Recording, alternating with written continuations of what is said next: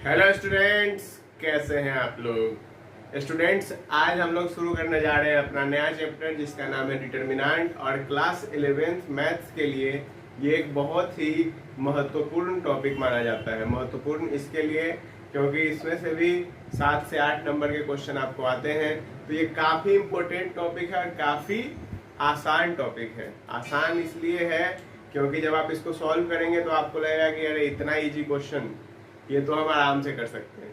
ठीक है, तो आज हम लोग पढ़ेंगे डिटर्मिनेंट के बारे में और समझेंगे कि क्या होता है डिटर्मिनेंट, कैसे उसके क्वेश्चंस को सॉल्व करते हैं, कैसे आंसर्स आते हैं। तो चलिए शुरू करते हैं आज के लेक्चर को बिना किसी देरी के।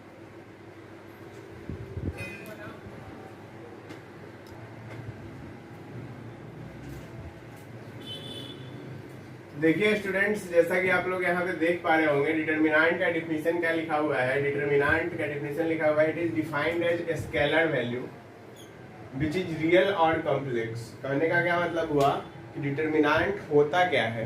डिटर्मिनेंट होता है एक स्केलर वैल्यू। स्केलर वैल्यू से क्या समझते हैं आप। स्केलर वैल्यू कहने का मतलब कि या तो वो कोई एक नंबर टाइप होगा, जैसे कि मान लीजिए कि 2, 4, 6। स्केलर मल्टीप्लिकेशन आपको याद है। स्केलर मल्टीप्लिकेशन यदि आपको याद हो तो आपको पता होगा स्केलर मल्टीप्लिकेशन क्या होता था कि किसी भी नंबर से, चाहे वो 1/2 हो गया, कुछ भी, कोई भी रियल नंबर, ठीक है, या फिर कोई भी कॉम्प्लेक्स नंबर से उसका मल्टीप्लिकेशन करवाते थे तो हमारे पास एक स्केलर वैल्यू आता। तो वही है स्केलर, ठीक है। यानी कि ये एक नंबर में जो है पूरा सॉल्व होके, एक सिंगल नंबर में जो है सॉल्व होके हमको वैल्यू इसका मिल जाएगा। ठीक है, बात क्लियर है कि नहीं है, कोई परेशानी। चलिए, अब इसमें एक और डेफिनेशन लिखा हुआ है डिटर्मिनेंट का। वो क्या है, वो लिखा हुआ है, it is obtained by sum of product of element of square matrix and their cofactor. कहने का मतलब ये हो गया कि ये बनता, मिलता कैसे डिटर्मिनेंट। तो देखिए, एक हमारे पास स्क्वायर मैट्रिक्स होगा, ठीक है, और उसके it is obtained by sum of product of element of square matrix and their cofactor. मान लीजिए कि ये A11 है, A12 है, A13 है और A13 थोड़ा ही होता है। ये क्या है, 2x2 मैट्रिक्स। क्लियर बात। चलो, अब देखो, ये जो है इसका एलिमेंट का प्रोडक्ट होगा और उसके बाद सम होगा। अब सम कैसे होगा ये तो हम लोग जानेंगे, ठीक है। सम कैसे होगा ये हम लोग जानेंगे। कोफैक्टर क्या होता है ये भी हम लोग जानेंगे, ठीक है। समझेंगे इस बात को कि हम लोग कैसे कोफैक्टर फाइंड कर सकते हैं, ठीक है। उसके बाद एक खास बात और कि इसको जो है हम लोग सिर्फ और सिर्फ स्क्वायर मैट्रिक्स के लिए ही डिफाइन कर सकते हैं।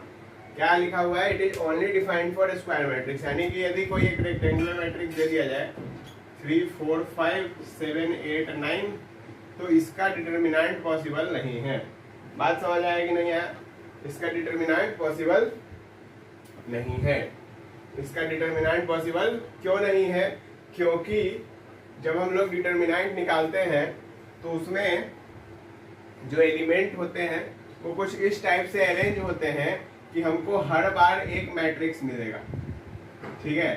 अब यदि हम इसमें यदि सॉल्व करें, ठीक है, तो आपको जब हम आगे बताएंगे कि कैसे हम लोग एक 1x1 स्क्वायर मैट्रिक्स के डिटर्मिनेंट का वैल्यू निकालेंगे, कैसे हम लोग एक 2x2 स्क्वायर मैट्रिक्स के डिटर्मिनेंट का वैल्यू निकालेंगे, और कैसे हम लोग एक 3x3 स्क्वायर मैट्रिक्स के डिटर्मिनेंट का वैल्यू निकालेंगे, ये सब हम लोग देखने वाले हैं अभी जस्ट। तो ये चीज आपको वहां पे क्लियर हो जाएगा, ठीक। चलिए, अच्छा, डिटर्मिनेंट को जो है हम लोग डिनोट करते हैं मॉड ए से। मॉड ए से ये भ्रम निकाल दीजिएगा। क्या बोला मैंने, मॉड ए से ये भ्रम निकाल दीजिएगा। इसको हम लोग मॉड नहीं पढ़ते, ठीक है, इसको हम लोग मॉड नहीं कहते हैं। बात समझ आया कि नहीं यार। ये जो रिप्रेजेंटेशन है ये है क्या, ये डिटर्मिनेंट का रिप्रेजेंटेशन है, ठीक है। हमको पता है कि मॉडुलस भी ऐसे ही लिखा जाता है, लेकिन यहाँ पर क्या है, यहाँ पर ये मॉडुलस नहीं है, ठीक है। और ये जो है ये क्या है, ये डिटर्मिनेंट का नाम होगा, ठीक है। या फिर आप ऐसे लिख लीजिए डेट ए, ठीक है। डिटर्मिनेंट किसका, ए क्या है, एक मैट्रिक्स होगा उसका डिटर्मिनेंट, या फिर डेल्टा, ठीक है। ये 3 साइन है, जैसे यहाँ पे एग्जाम्पल दिया हुआ है, ये देखिए, ये एक एग्जाम्पल है 2 4 6 8। यदि हम इसका डिटर्मिनेंट निकालें तो कितना आ जाएगा, -8 आता है। कैसे आता है ये हम आपको समझाएंगे। तो ये जो चीज है ये डिटर्मिनेंट नहीं है, ये क्या है, डिटर्मिनेंट नहीं है। ये जो चीज है ये डिटर्मिनेंट। बात समझ में आया कि नहीं आया? ये क्या है, ये फॉर्म ऑफ रिप्रेजेंटेशन है, ठीक है, डिटर्मिनेंट को लिखने का तरीका है। जैसे एक मैट्रिक्स रहा होगा A 2 4 6 8, ठीक है, इसको जो है हम लोग जो डिटर्मिनेंट A लिखेंगे तो इसको कैसे लिख देंगे, 2 4 6 8, बस ये चीज है, ठीक है। ये इसका वैल्यू नहीं बताया, वैल्यू क्या है, ये जो -8 आया है ये इस डिटर्मिनेंट का वैल्यू है। बात समझ में आई बच्चों कि डिटर्मिनेंट क्या है और उसको रिप्रेजेंट कैसे करते हैं, ठीक है। कोई परेशानी डिटर्मिनेंट में यहाँ तक में मुझे नहीं लगता है कि होना चाहिए, ठीक है। तो 3 बात आपको याद रखना है, डिटर्मिनेंट हमेशा स्क्वायर मैट्रिक्स के लिए डिफाइन होगा, ऐसे रिप्रेजेंट करते हैं, ये मॉड नहीं है, ठीक है। और ये जो है ये फॉर्म ऑफ रिप्रेजेंटेशन है, एक स्केलर वैल्यू ही डिटर्मिनेंट का वैल्यू होगा, चाहे वो मैट्रिक्स 2x2 हो, 1x1 हो, 3x3 हो, या फिर कितना भी बड़ा मैट्रिक्स हो जाए, कोई फर्क नहीं पड़ता है, ठीक है। चलिए अब हम लोग बात करेंगे कि जैसे अलग अलग डिटर्मिनेंट का फॉर्म है, जैसे हम लोग कॉमनली 3x3 मैट्रिक्स के लिए हम लोग देखते हैं, ठीक है, 3x3 स्क्वायर मैट्रिक्स के लिए हम लोग जो है आपका जो 12th बोर्ड है उसमें आपको यहाँ तक बताया जाएगा। जब आप हायर स्टडीज करेंगे, उसमें मैथ पढ़ेंगे यदि, तो फिर आपको उसमें डिटर्मिनेंट के और भी फॉर्म बताए जाएंगे, ठीक है। उसमें आपको क्या करे जाएंगे, डिटर्मिनेंट के और भी फॉर्म बताए जाएंगे। सबसे पहले हम लोग फॉर 1x1 मैट्रिक्स, ठीक। दूसरा किसका बात कर रहे थे, फॉर 2x2 मैट्रिक्स, क्योंकि डिटर्मिनेंट किसका निकलता है बच्चों, डिटर्मिनेंट निकलता है मैट्रिक्स का, और कौन सा मैट्रिक्स, तो स्क्वायर मैट्रिक्स, ठीक है, फॉर 3x3 मैट्रिक्स, ठीक बात। चलो देखो, अब यदि हम लोग 1x1 के लिए बात करें ना, इसके लिए बात करें 1x1 के लिए, तो 1x1 के लिए यदि हमको एक मैट्रिक्स लिखना है तो वो हम लोग क्या लिखेंगे, ऐसे लिख लेंगे 2, ये क्या है, 1x1 है, एक रो एक कॉलम, ठीक है। यदि हमको इसका डिटर्मिनेंट निकालना होगा तो क्या लिखा जाएगा, ठीक बात। एक और एग्जांपल लेते हैं, ये एक और एग्जांपल, मान लीजिए कि हम लोग लिखें a बराबर -5, ये है एक मैट्रिक्स। इसका यदि हमको डिटर्मिनेंट निकालना हो तो क्या होगा, डिटर्मिनेंट ऑफ a -5 बराबर, अब इसका आंसर बताओ क्या होगा, -5 होगा या फिर 5 होगा, इसका आंसर -5 होगा। क्यों होगा -5 बच्चों, क्योंकि ये डिटर्मिनेंट है, मैंने पहले ही बताया डिटर्मिनेंट है, मॉड नहीं है, तो साइन में कोई भी बदलाव नहीं आएगा। बात समझ आया कि नहीं आया, साइन में कोई भी बदलाव नहीं आएगा, ये बात आपको खासा ध्यान रखना है, ठीक है, एकदम दिमाग में डाल के रखना है कि ये मॉडुलस नहीं है। चलिए अब हम लोग बात करते हैं एक 2x2 मैट्रिक्स का, ठीक। 2x2 मैट्रिक्स को हम लोग कैसे रिप्रेजेंट करते हैं, A11 A12 A21 A22, correct. क्या ये 2x2 मैट्रिक्स है, क्या ये 2x2 मैट्रिक्स है, बढ़िया। अब यदि हम लोग इसको रिप्रेजेंट करें डिटर्मिनेंट में तो कैसे करेंगे, क्या ये ऐसे होगा,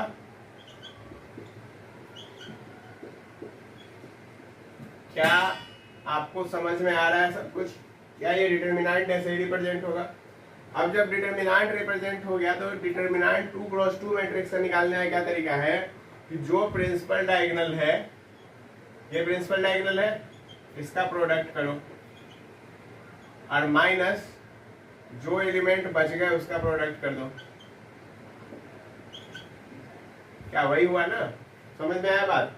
यानी कि यदि आप देखें इसको, यदि आप एक स्क्वायर मान के चले तो वैसे फिगर तो बहुत बेकार बना दिए हैं, लेकिन मान लीजिए कि क्या है, ये एक स्क्वायर है मान लीजिए, ठीक है।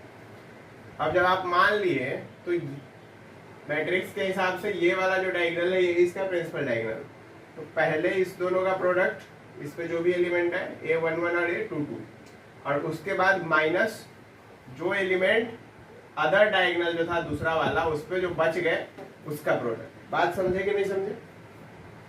जैसे एग्जांपल लेते हैं, एक सवाल से समझते हैं। मान लीजिए कि एक मैट्रिक्स दे रखा है 2 6, चलिए वही वाला लेते हैं हम लोग, ठीक है, 2 4 6 8, ठीक है। तो इसका जब हमको डिटरमिनेंट निकालना पड़ेगा तो हम लोग लिखेंगे ऐसे। अब क्या करेंगे, इन दोनों का मल्टीप्लीकेशन, तो 2 इंटू 8 और माइनस 4 इंटू 6, कितना हो गया, 8 2 जा 16 माइनस 4 6 जा 24, कितना हो गया, -8। समझ आया कि नहीं आया? कोई परेशानी नहीं? चलिए, अब मैंने वहां पे एक डेफिनेशन बताया था आपको, ठीक है, यदि आपको याद हो तो डिटरमिनेंट को डिफाइन किया गया था sum of product of its cofactors, ठीक है। कोफैक्टर्स मतलब कि क्या, देखो यदि किसी भी मैट्रिक्स को हम लोग, ठीक है, किसी भी मैट्रिक्स में जब हम लोग रिप्रेजेंटेशन करते हैं तो उसका हम लोग एक्सपेंशन 2 टाइप से करेंगे। कितने टाइप से? 2 टाइप से। कैसे, देखो, या तो हम लोग रो वाइज चल सकते हैं, जैसे कि मान लो ये 2 4 6 8 है, इसका डिटरमिनेंट निकालना था, तो या तो हम लोग रो वाइज चल लें, यानी कि पहले 2 वाला फिर 4 वाला, या फिर हम लोग क्या करें कि कॉलम वाइज चल लें, ठीक है। कैसे चल लें? ये एक तरीका तो समझ आ गया कि भाई बीच में माइनस है और हम लोग कर रहे हैं, ठीक है। लेकिन ये क्या हो गया, ये तो वही बात हो गया कि भाई माइनस है क्यों। तुम्हारे दिमाग में ये सवाल तो आना चाहिए कि बीच में माइनस क्यों हुआ, प्लस क्यों नहीं, ठीक है। ये सवाल यदि तुम्हारे दिमाग में आता है तो तुम सही दिशा में बढ़ रहे हो, क्योंकि ये सवाल बिल्कुल आना चाहिए। तुम्हारे पास 2 रो है और 2 कॉलम है, ठीक। अब यहाँ पे जब 2 रो और 2 कॉलम है तो इस पे 2 टाइप से हम लोग इसको सॉल्व कर सकते हैं। पहला रो वाइज और दूसरा कॉलम वाइज, ठीक। तो यदि हम लोग रो वाइज सॉल्व करते हैं तो जो एक्चुअल तरीका है सॉल्व करने का वो क्या होता है, कोफैक्टर्स, यानी कि -1 टू द पावर, ये जो पोजीशन है, ये एलिमेंट हम लोग ले रहे हैं, तो इसका फैक्टर क्या है, A11 के टर्म्स में लिखा हुआ है, तो 1 + 1 इंटू, और इन दोनों का मल्टीप्लिकेशन, यानी कि A11 इंटू A22, कुछ इस प्रकार से लिखा हुआ है। अब -1 टू द पावर जो 2 है वो क्या बनाएगा, 1 बना देता है, और प्लस, देखो गौर से समझो, -1 टू द पावर किस हिसाब से कर रहे हैं हम लोग, यहीं पे लिखते हैं, रो बाई चल रहे हैं, प्लस -1 टू द पावर, अब ये जो रो है तो ये है और रो का दूसरा एलिमेंट ये है, ठीक है। तो इनटू यहाँ पे क्या हो जाएगा, 1 + 2, 1 + 2 और इनटू A12 इंटू A21, ठीक बात। ये तो हो गया क्या, रो वाइज।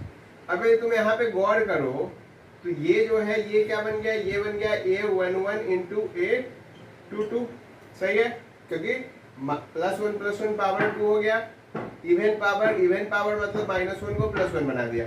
लेकिन यहाँ पे 1 + 2 3 हुआ, ऑड पावर, और ऑड पावर जो है -1 को -1 ही छोड़ दिया, और इसी के लिए यहाँ पे आ गया minus into A12 into A21। बात समझ आएगी नहीं यार, ठीक है। अब यदि हम लोग कॉलम वाइज करेंगे इसको तो क्या कोई फर्क पड़ेगा, चलो करके देखते हैं। तो कॉलम वाइज चले तो यानी कि 2 होगा फिर 6 होगा, देखो -1 to the power 1 + 1 into A11 into A22, और प्लस -1 टू द पावर 2 + 1, क्योंकि ये वाला एलिमेंट, और इंटू A21 यानी कि ये वाला एलिमेंट, और इंटू ये वाला एलिमेंट, और इंटू A12। तो ये क्या बना बच्चों, यदि तुम देखो तो A11 into A22 minus A21 into A12। बात समझ आएगी नहीं है? यहाँ पे जो है फिर से माइनस बन गया। अब यदि यहाँ पे फिर से माइनस बना, क्यों? क्योंकि ये 2+1 था। तो क्या कोई आंसर में चेंज है? यदि हम लोग गौर करें तो हमको दिखेगा कि ये सेम है, ठीक है। यदि ये देखें तो हमको पता चलेगा कि ये भी सेम है, लेकिन बस क्या है कि पहले वाला बाद में और बाद में वाला पहले है, ठीक है। तो मल्टीप्लीकेशन में वैसे लिखा जा सकता है, वैलिड है। दो मैट्रिक्स को मल्टीप्लाई नहीं कर रहे हैं क्योंकि हमको कोई दिक्कत होने वाला है। नॉर्मल मल्टीप्लीकेशन है नंबर्स का, और नंबर्स का मल्टीप्लीकेशन हम लोग ऐसे कर सकते हैं, नंबर आइदर रियल और कॉम्प्लेक्स, ठीक है। नंबर में कंफ्यूज नहीं होना है कि भाई नेचुरल नंबर दिस दैट, नहीं, आइदर रियल और कॉम्प्लेक्स। क्लियर बात? तो जो एक्चुअल तरीका है बच्चों वो ये है, ठीक है। लेकिन चूंकि 2x2 मैट्रिक्स है, छोटा मैट्रिक्स है, तो इसके लिए हम लोग इतना करते नहीं है। हम लोग क्या कहते हैं कि बेटा याद कर लो, दिमाग में रख लो, क्या A11 इंटू A22, ठीक है। यानी कि जो प्रिंसिपल डायगोनल है उसको पहले मल्टीप्लाई करवा लियो, और माइनस जो अदर डायगोनल है, अदर देन प्रिंसिपल डायगोनल, उसको बाद में मल्टीप्लाई करवा लियो, बीच में माइनस डाल लियो। लेकिन ऐसा एक्चुअल में है नहीं। वो जो डिफिनीशन था आपको वो इस चीज को बताता है, ठीक है, कि व्हाई दिस माइनस साइन कम। समझ में आ गया? अब हमको उम्मीद है कि इतना चीज समझ आया होगा। अब हम लोग बात करते हैं 3x3 मैट्रिक्स का। तो यदि हम लोग देखें 3x3 मैट्रिक्स का, तो 3x3 मैट्रिक्स क्या होगा?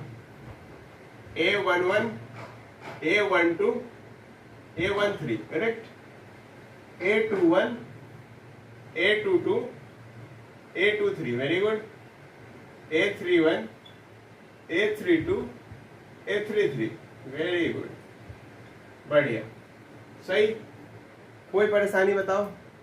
तुमको कोई दुख, कोई कष्ट, कोई पीड़ा नहीं होना चाहिए, बढ़िया। ये क्या है? ये है 3x3 मैट्रिक्स, बहुत बढ़िया। अब इसमें एक्सपेंशन होगा कैसे? इसको कैसे मल्टीप्लाई करेंगे भाई? इसमें तो यदि हम लोग एक स्क्वायर मैट्रिक्स यहाँ पकड़ ले 2x2 का, फिर एक यहाँ पकड़ ले, एक यहाँ पकड़ ले, एक यहाँ पकड़ ले, ये तो 4 मैट्रिक्स बना रहा है। तो ये कैसे होगा? यदि 3x3 है तो हम लोग क्या इसका प्रिंसिपल डायगोनल ले लेंगे और इसका ये अदर एलिमेंट को एक साथ मल्टीप्लाई करवा लेंगे। क्या ऐसे करेंगे? तो नहीं बच्चों, देखिए इसका जो एक्सपेंशन होता है इसका भी ऐसे एक्सपेंशन होगा, और रो वाइज या कॉलम वाइज। तो पहले हम लोग रो वाइज देखेंगे। अच्छा, और रो वाइज में भी तुम लोग एक स्पेसिफिक रो पकड़ सकते हो। जैसे मैंने यहाँ पे रो वाइज में यहाँ पे मैंने फर्स्ट रो को लिया है, तुम चाहो तो तुम सेकेंड रो को भी ले सकते हो। और यदि तुम सेकेंड रो को लोगे, देखो यदि तुम सेकेंड रो को लोगे, ठीक है, तो चलो इसको मैं, यदि तुम लोग को कंफ्यूजन है तो मैं दिखाता हूँ। यदि तुम लोग सेकेंड रो को लोगे ना, रो वाइज एक्सपेंशन हम लोग कैसे भी कर सकते हैं। ये चीज तुमको कोई पढ़ाएगा नहीं, ना ही बताएगा, बच्चे बस रट लेते हैं। लेकिन मैं चाहता हूं कि तुम्हारा पूरा कॉन्सेप्ट क्लियर हो, तो इसके लिए ये बात जान लो, ठीक है। यहाँ पर जो है तुमको, यदि हम लोग सेकेंड रो के हिसाब से चले तो क्या लिखेंगे? -1 टू द पावर। अब इसका जो को फैक्टर लिखा जाएगा तो ये लिखा जाएगा 2+1, यानी कि जो इस एलिमेंट का क्या है एड्रेस है वही पावर में चला जाता है -1 के, वही हो गया को फैक्टर। और इनटू ये जो एलिमेंट है ये क्या हुआ? ये एलिमेंट हुआ A21,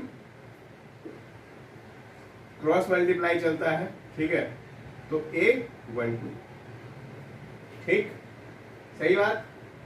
और प्लस -1 टू द पावर, अब इधर जो है तुम्हारा ये आ जाएगा, तो 2+2 A22 इंटू A11, ठीक है। बात समझ आएगी नहीं है? कुछ ऐसा बन गया। अब यहाँ पर क्या हुआ? यहाँ पे तुम गौर करो तो ये क्या हुआ? ये तो -1 हो गया, यानी कि -A21 इंटू A12 हो गया, और प्लस A22 इंटू A11 हो गया। यदि तुम रो 2 के अलोंग इसको एक्सपेंड करते तो अब हम लोग इसको ऐसे भी दिखा सकते हैं। तो जो तुम लोग को किताब में ये तरीका लिखा हुआ है, ये तुम लोग रट रहे हो, क्या इसको हम लोग सिर्फ ऐसे ही लिख सकते हैं? नहीं, इसको जो है हम लोग ऐसे भी लिखा जा सकता है। क्लियर है बच्चों? तो देखिए बच्चों, अब हम लोग बात करते हैं 3x3 मैट्रिक्स के बारे में। 3x3 मैट्रिक्स में भी जैसे यहाँ पे आपको समझ आया कि ये माइनस प्लस का खेल कैसे है, वही चीज यहाँ पे भी समझने वाली बात है। 3x3 मैट्रिक्स भी रो वाइज चलेगा या फिर कॉलम वाइज चलेगा। तो हम लोग लेते हैं रो वाइज, और उसमें भी हम लोग क्या लेते हैं, फर्स्ट रो। ठीक है, पहला रो। तो जब हम लोग पहला रो लेंगे बच्चों, तो -1 टू द पावर क्या हो जाएगा, 1 + 1, A11 है, और इनटू, अब जब उसमें लिया जाता है ना तो कैसे लेते हैं हम लोग, बताता हूं मैं, कि जिस रो के अलोंग चल रहे हैं हम लोग, जैसे ये हो गया पहला और ये हो गया पहला रो का पहला एलिमेंट और पूरा पहला कॉलम, ये पूरा हट गया, और सिर्फ ये जो 4 एलिमेंट आपके बचे, A22, A23, A32, A33, और इसके साथ गुना में आएगा A11। ये कुछ इस प्रकार से लिखा जाएगा। बात समझे कि नहीं? 3x3 में कैसे हो रहा है, ऐसे हो रहा है। फिर जब आप कहा जाइएगा, पहला रो के दूसरा एलिमेंट पे, ठीक है, पहला रो के दूसरा एलिमेंट पे, ठीक है, इसका यदि हम लोग मॉड क्या कहेंगे, इसको मॉड कहेंगे, नहीं कहेंगे, A11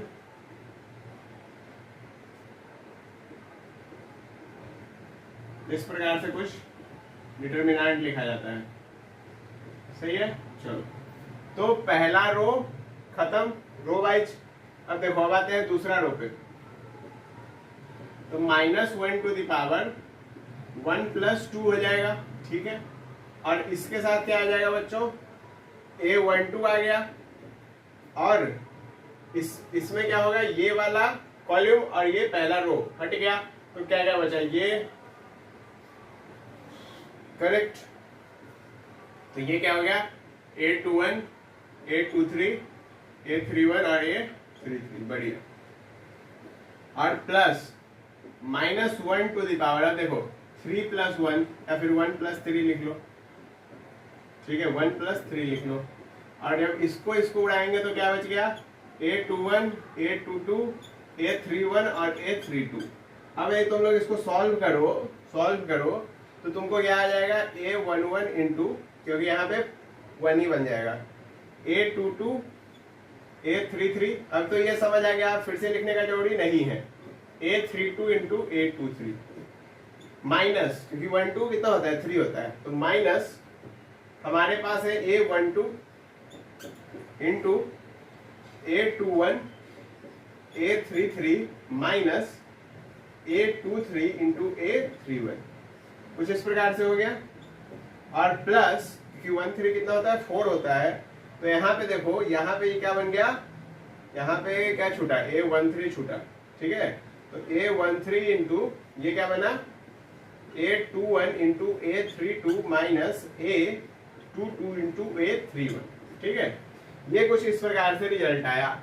यदि हम लोग क्या करें, रो वाइज चले, तो कैसे चले बच्चों, रो वाइज, यानी कि फर्स्ट रो को यदि हम लोग पहले सॉल्व करते हैं तो हमारा ऐसे रिजल्ट आएगा, ठीक है। अब देखिए, अब हम लोग बात करेंगे किसमें, कॉलम वाइज यदि चलते हैं, यानी कि फर्स्ट कॉलम को यदि हम सॉल्व करते हैं तो क्या रिजल्ट आएगा। तो रिजल्ट सेम ही आना चाहिए, रिजल्ट चेंज नहीं होना चाहिए, क्या यही बात है ना।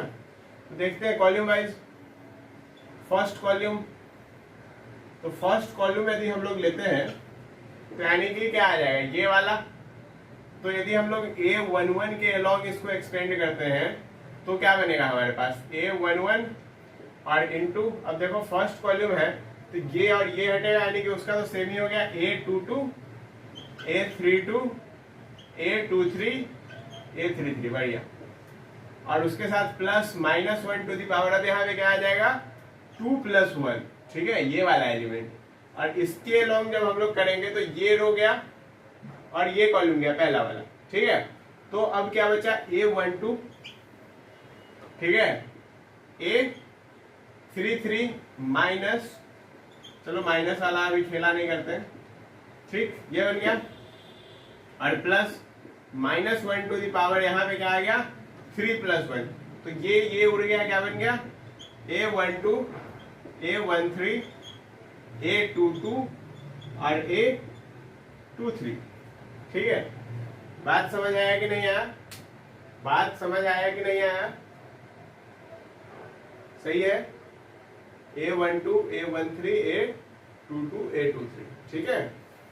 क्लियर, कोई परेशानी, कोई दिक्कत नहीं। अब यदि इसको हम लोग सॉल्व करें, तो ये क्या आ जाएगा, A11 के साथ गुना हो गया A22 into A33 minus A23 into A32, और माइनस में आ जाएगा A21 और A21, अच्छा A21 लिखो और यहाँ पे A31 लिखो।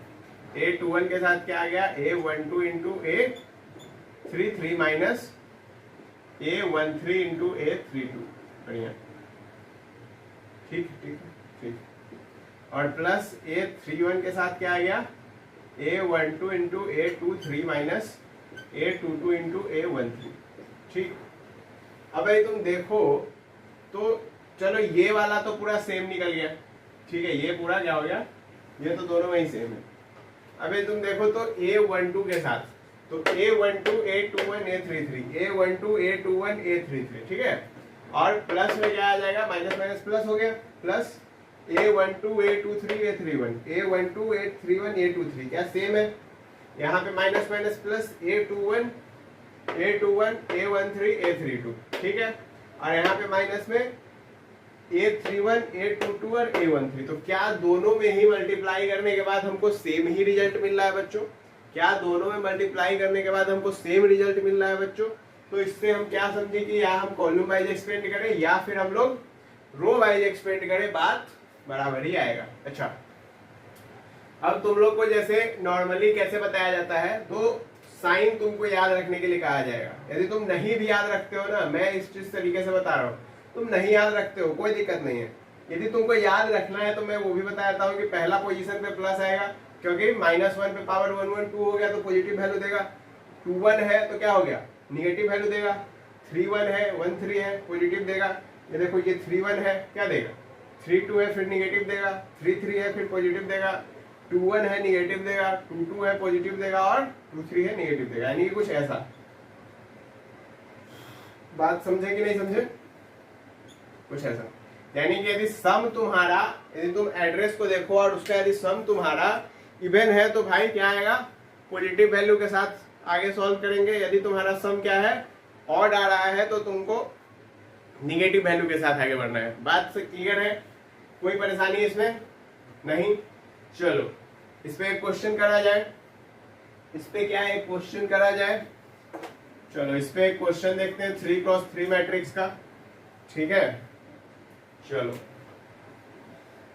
देखो, मान लो कि हम लोग लेते हैं एक मैट्रिक्स 4 8 10 16 15 -23, और इधर ले लो तुम 9 ले लो, 15 तो हो गया, 25 ले लो और 30 ले लो, ठीक है, माइनस।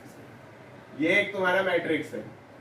अब तुम इसको सॉल्व करना है, कैसे करेंगे, चलो रो वाइज यदि करते हैं तो इसका यदि डिटर्मिनेंट निकालना है तो क्या करोगे, डिटर्मिनेंट लिखोगे 4 6 19, बिल्कुल गलत लिख दिए, 8 15 25 बिल्कुल सही लिख दिए, 10 -23 और 30 -30। अब तुम यदि रो वाइज करोगे तो 4 को पकड़े, 15 और 30 गुना हो गया, कितना हो गया 450, 23 और 25, अच्छा माइनस का 450, 23 और 25 गुना हो गया, कितना हो गया, कितना हुआ जल्दी बताओ, 600 575, ठीक है, लेकिन माइनस के साथ, तो ये क्या आ जाएगा प्लस में, और फिर यहाँ पे आ जाएगा -16 गुने, अब देखो 30 और 8 कितना क्या गुना हो गया, माइनस का 240, 25 और 10 250, और प्लस में 9 आगे, 23 और 8 कितना हुआ गुना हो गया, 184, ठीक है, और 15 और 10 150, लो सॉल्व कर लो, कितना आया 575 और 450, यानी कि 125, 125 गुने 4 कितना होता है 500, ठीक है। चलो माइनस 16 गुने 250 हो गया, कितना 500, 490 माइनस का, ठीक है, और प्लस 9 गुने 4 8 5 13, 1 1 2 1 3, माइनस का 334। अब तुम इसको गुना करो, कितना आ जाएगा? 500 माइनस 49 इंटू 16, तो 800।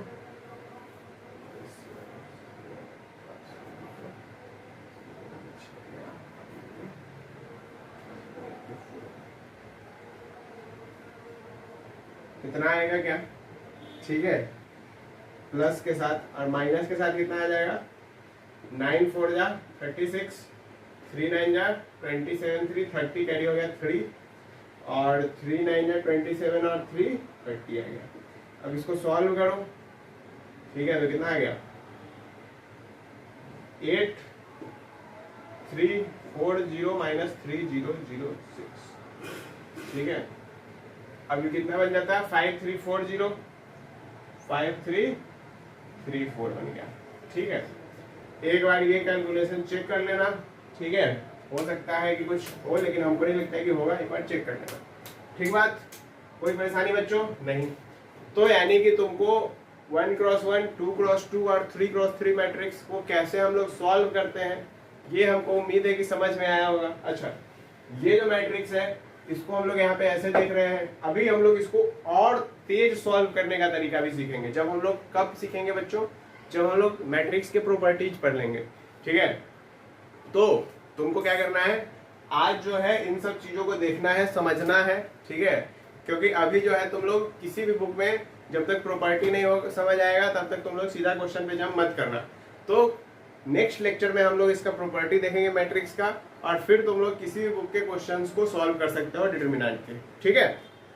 चलिए आज के लेक्चर करते हैं यहाँ पे, टाटा बाय बाय।